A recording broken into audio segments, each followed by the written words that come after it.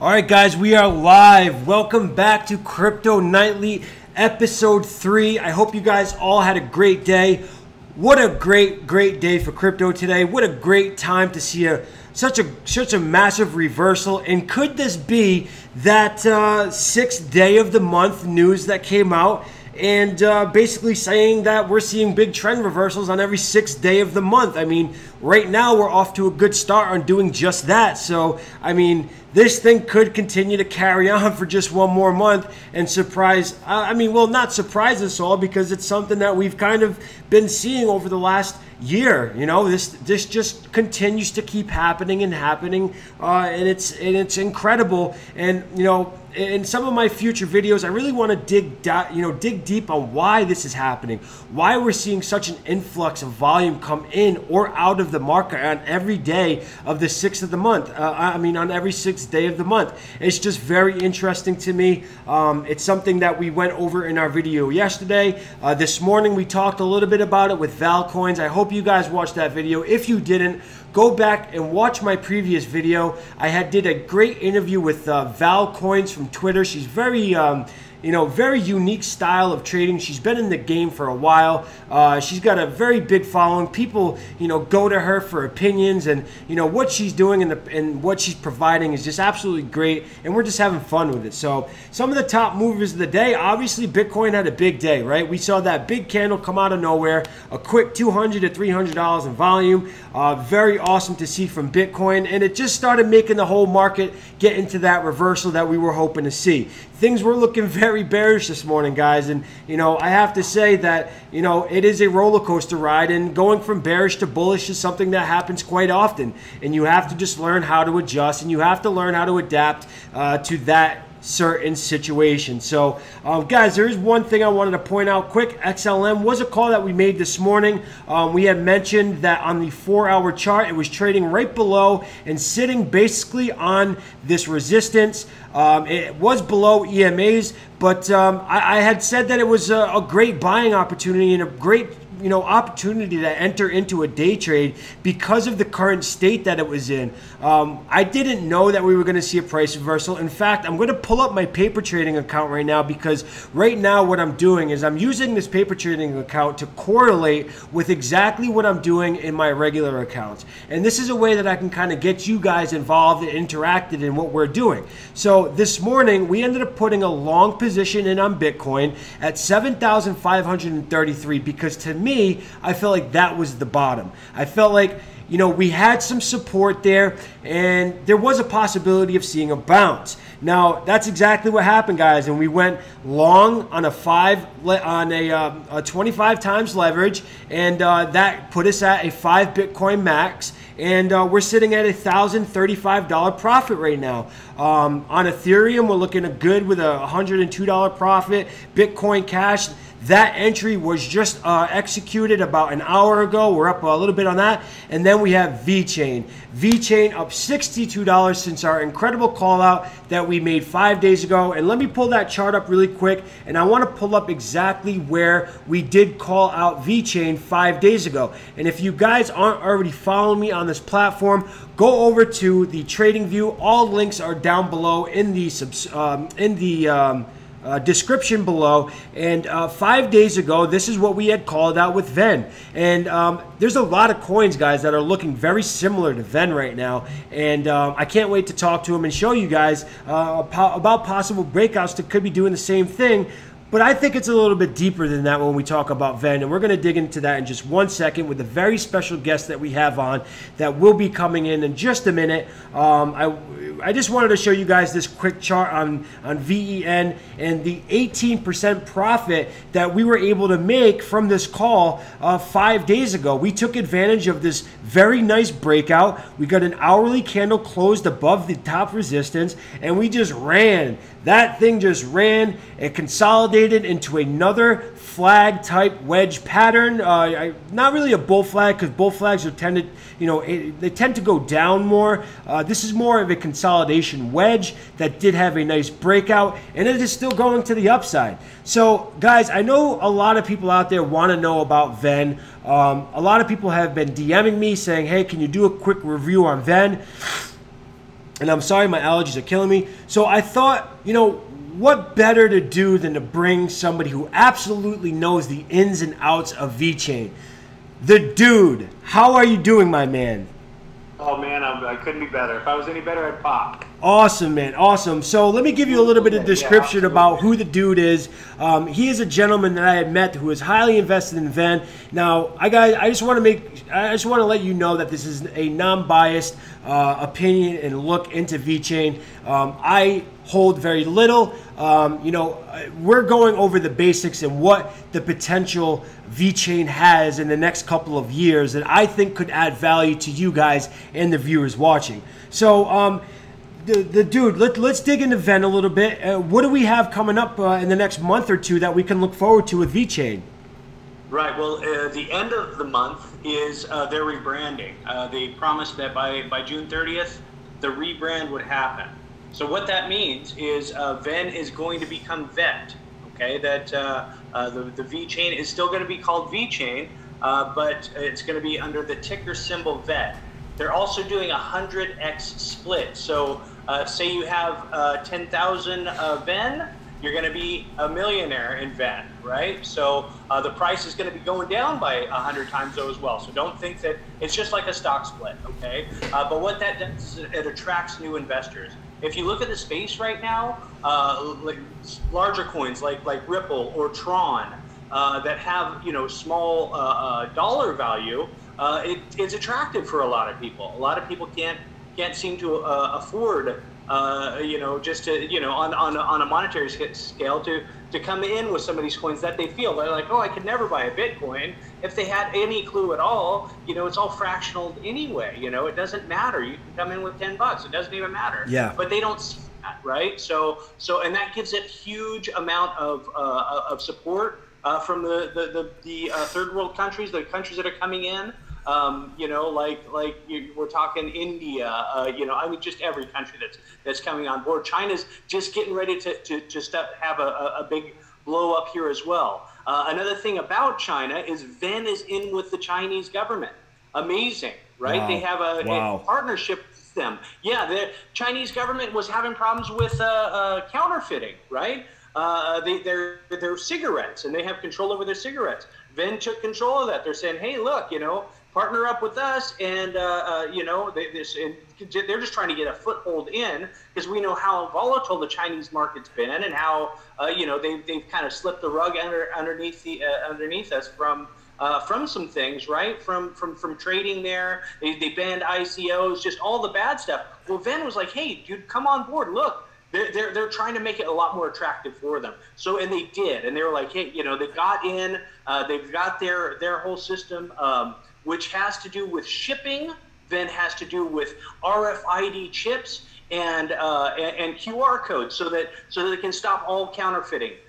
This came about because the CEO was the COO of Louis Vuitton, the famous purse manufacturer, right? I didn't know that. Wow. You know, as you well know, their company is one of the most counterfeited. Oh my gosh, you know, yes, out there. Absolutely, right? yeah. So he was trying to figure out how can I stop the counterfeiting of my purses. So and he you know, started his own cryptocurrency. This is you know, a little over 2 years ago. And Ven just had their you know, they actually became the token a little over a year ago. But you know, it's you know, amazing how that thing all transpired. So you can look more into that once you do your own research. But you know, just incredible. So and then they started figuring out the RFID chips, right? So, and what those are radio frequency identification chips, and they can put them in anything and track anything and keep temperature, keep you know, whatever it is, you know, humidity, you know, and length, exactly where it's come from and where it's going to, and they can have all the history of whatever the product is for it. So they're in with winemakers, they're in with, I mean, they're business stack is so huge. They're in with DNV-GL, which has over 80,000 businesses in the greater Asian markets. Wow. Okay, including Family Mart, which is just like Walmart. Okay, and they are in with Venn, like stacked in with them. They have their own. It's called the Thunderheim node. It's the largest master node that you can have. With Venn, they're fully invested with them and in partnership with them. Wow! So humongous partnerships, yeah, just ridiculous. So what was that? What were you talking about earlier in that Facebook correlation with VeChain? That is Jim Breyer. Jim Breyer came on board when Venn was dancing right around the $4 mark, $4.50. Jim Breyer comes in, it shoots up to $9, and you'll see that in the trading history with Venn, and that happened in, I believe it was late January 15th.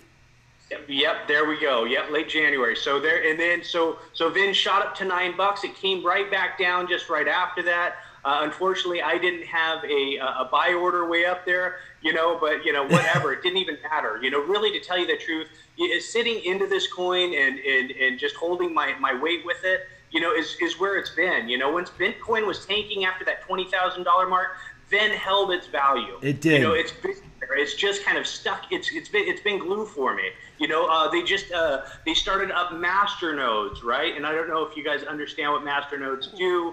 But it produces extra coin, just like what Neo does with gas. Right. Venn is do with what's called their coin is going to be Thor. Okay. Right. So let me ask you something. So if you're holding VeChain in an offline wallet, well, not even an offline wallet, if you're holding VeChain in a MetaMask wallet or a Ledger Nano S or even any of the top exchanges, are you going to be eligible to get these Thor tokens dropped, not dropped, but given to you just like how gas is being provided by Neo?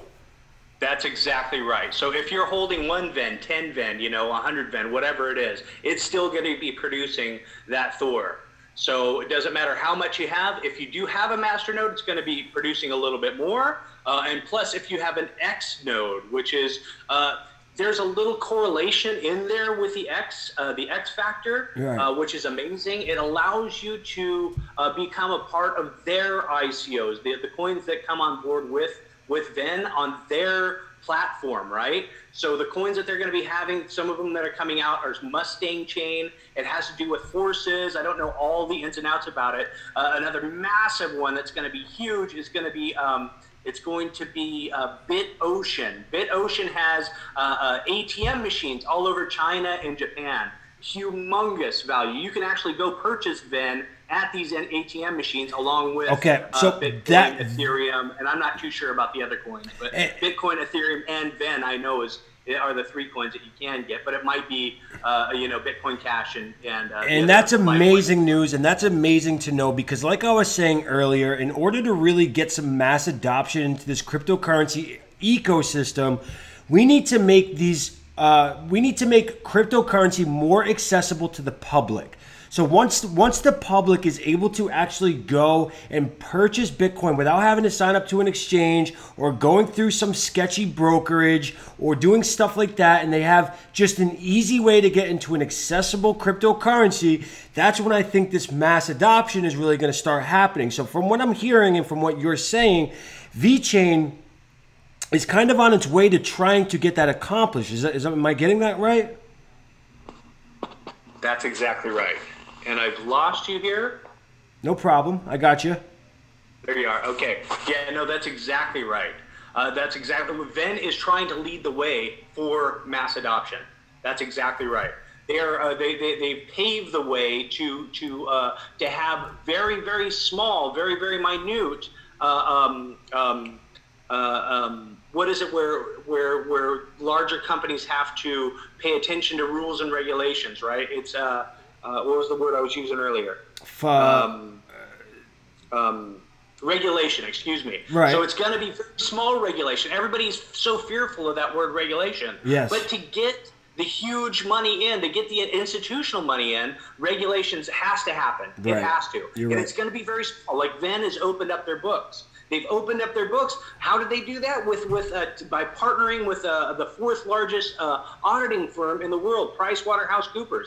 Incredible! Wow. I mean, just phenomenal. So that they're leading the way in that factor, right? They've opened their books. They've shown exactly how many exact coins that they have. That things cannot be messed with at all. You know, the exact percentage that's going to the team, which isn't much, and I don't quote me on those numbers, but it's not much. I think it's like 15-20% or something like that, and the rest is, you know, it's for development, it's for which is understandable.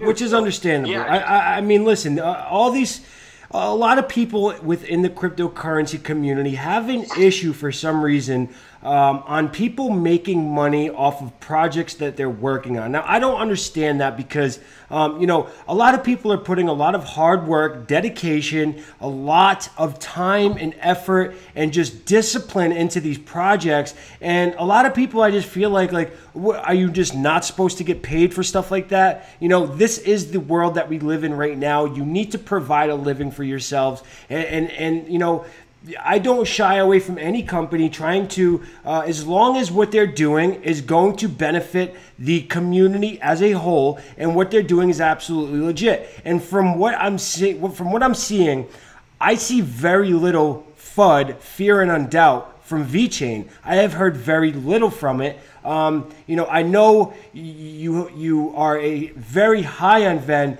but is there any FUD that has came out about VeChain or anything, you know, that has kind of maybe held back the price a little bit? Because I know that you had said that a lot of people are saying that the price is undervalued. What is your opinion on that? And have you heard any FUD or any negative news come out about it?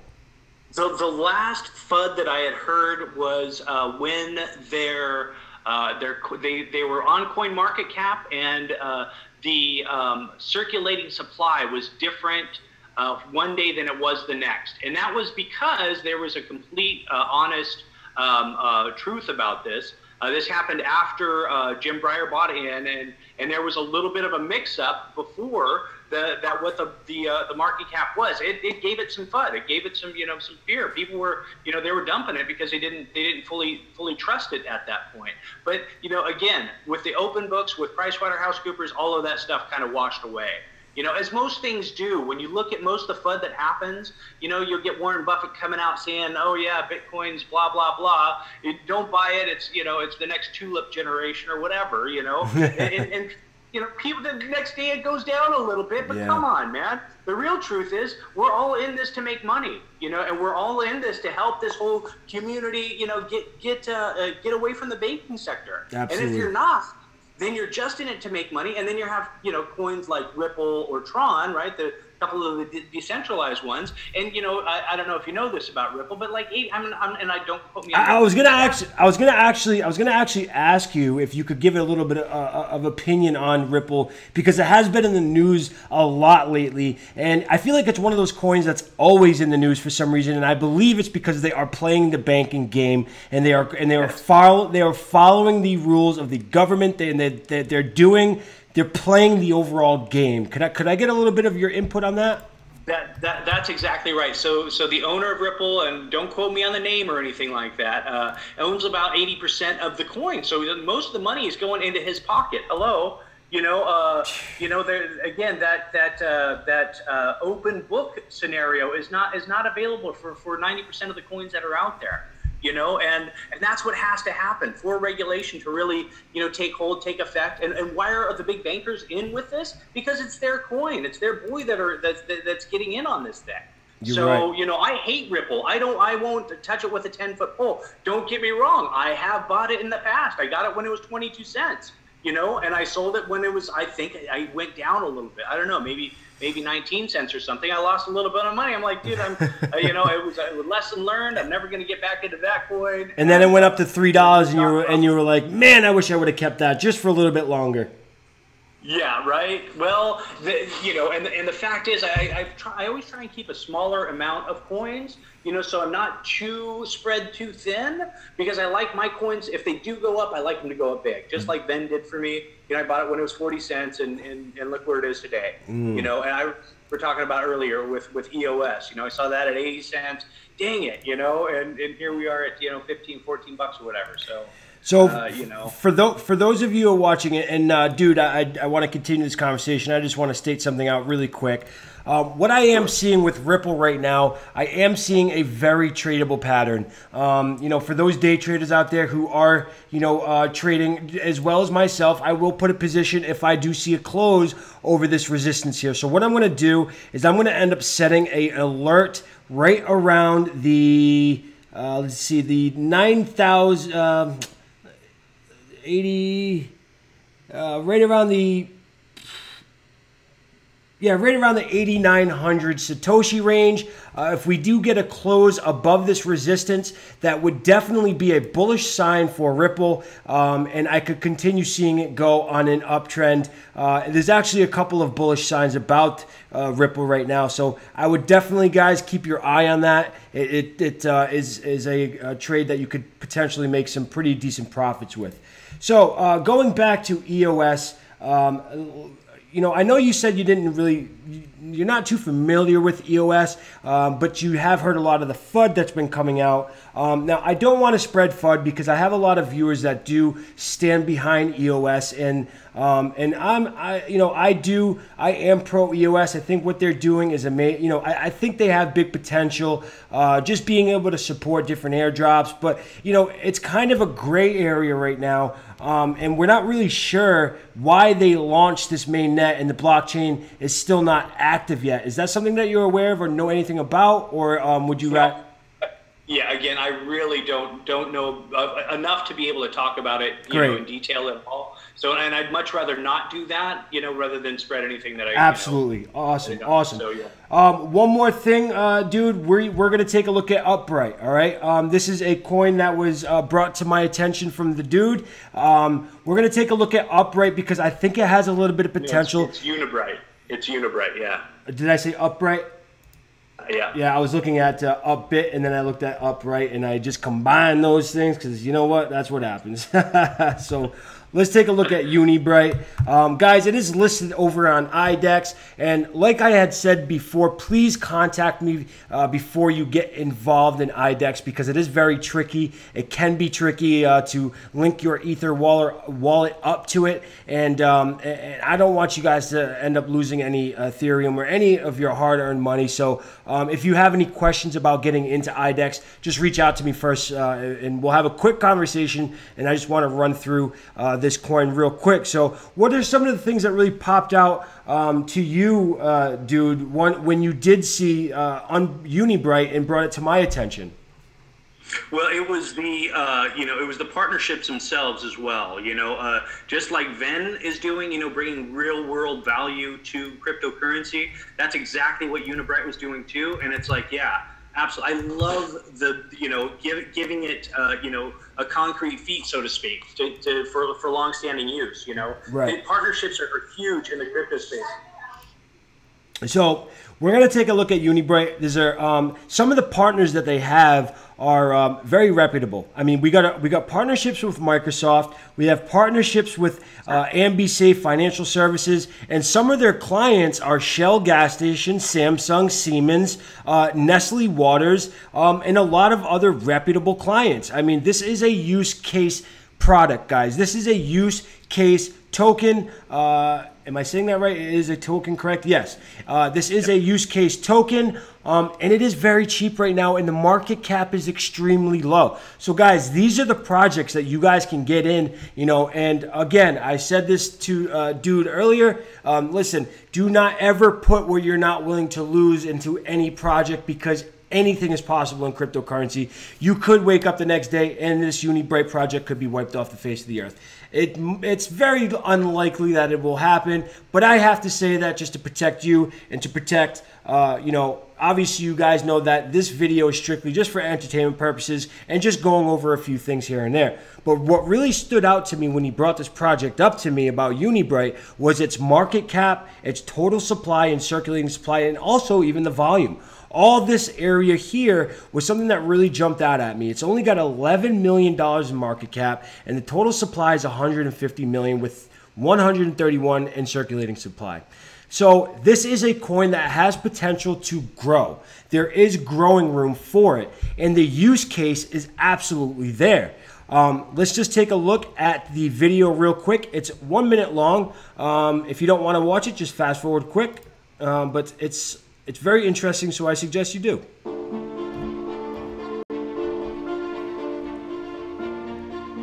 Bringing together business and blockchain is no easy task. Companies already have established systems they've invested thousands of dollars in. Plus, they often lack the in-house resources to take full advantage of what the blockchain can offer. With increasing complexity in business processes, more decentralized supply chains, and heightened demand for transparency, how can a business succeed in this new data-driven world? Unibright is bringing business and blockchain together. With its groundbreaking visually definable platform, any business can enhance their existing systems with the power of blockchain. Unibright offers a simple framework that auto-generates blockchain-compliant code, meaning minimal learning or development skill. Connectors to existing systems are also generated automatically. Imagine a business being able to share its production process transparently with its consumers, or getting smart contracts up and running within minutes. Using their in-house system with the power of Unibright, businesses can finally access the power and flexibility of the blockchain.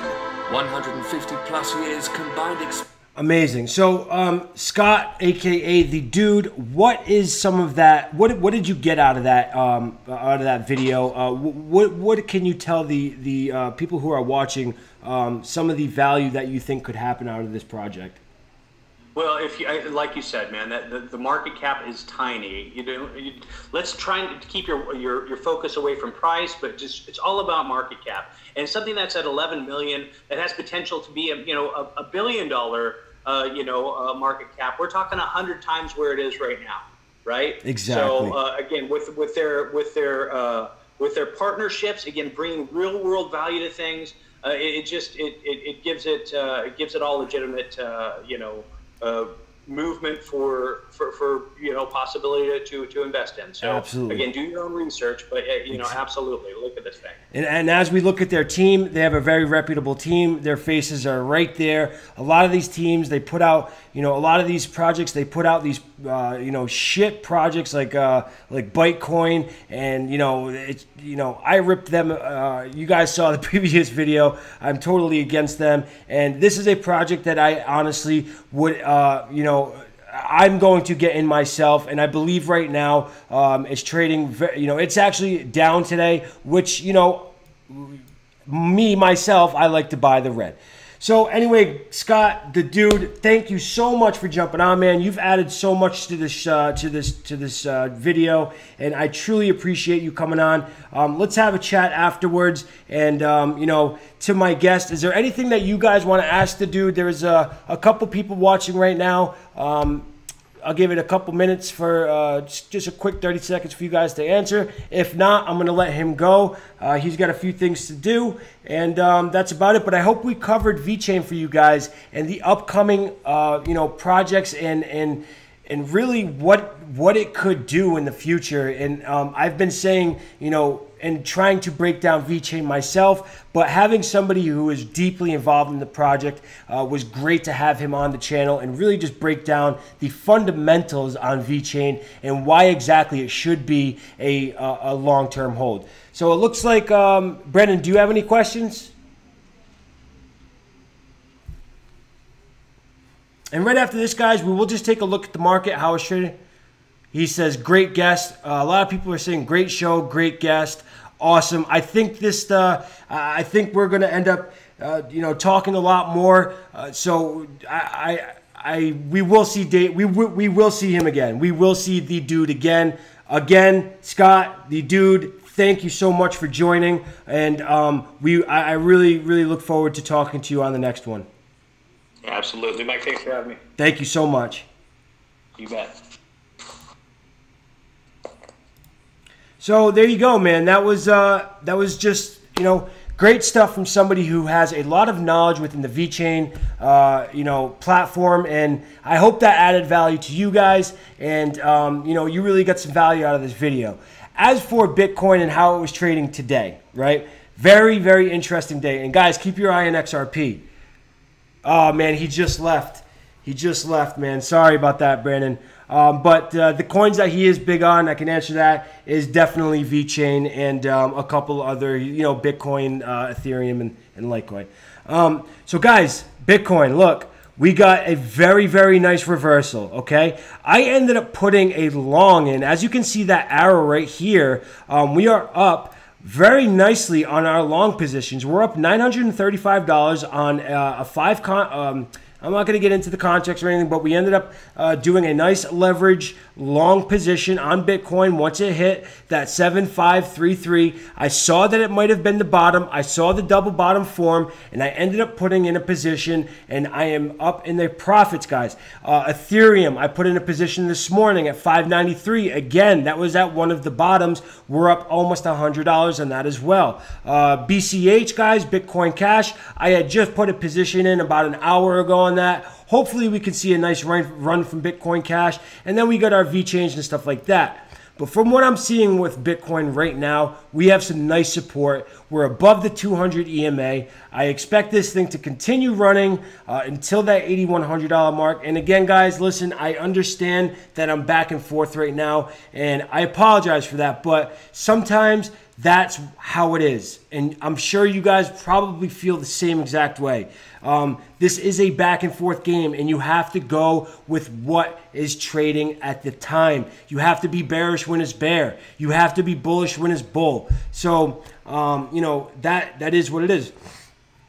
We're going on 30 minutes. Guys, if you have any questions, please throw them out in the comment section. Thank you all who are viewing. If you have not hit that subscribe button, please do. Turn on those post notifications. Hit that thumbs up button if you found value. Hit that thumbs down button if you just had a bad day. Guys, this is all about building the community. This is unbelievable stuff that we got going on here. We do have a couple major announcements that I know that I keep on teasing in every single stream, but they are going to come out very, very soon. We are just working on things behind the scenes right now. But guys, we got to close on the 2 hour above the 200 EMA, and I believe cold-heartedly that we will work our way up to the 200 EMA on the 4 hour chart, all the way up to around $8,000 if we do not see a sudden drop that is completely unexpected, and that is what it is. So guys, that's going to wrap up the show. Thank you all for watching. Thank you for all the subscribers. I'm noticing that we're averaging at least 2 subscribers a day right now. And I know that's not much, but in a bear market, it means a lot to me, guys, that you just continue to come back and watch what I have to provide for you guys. I can't wait for the bull market to come, because, that's when we're really going to start doing a lot of, fun things together. And again, go check out my Twitter, go check out my Instagram, and hit that thumbs up, hit that thumbs down, do what you got to do. You guys are the best. Thank you so much. And until the next one, happy trading.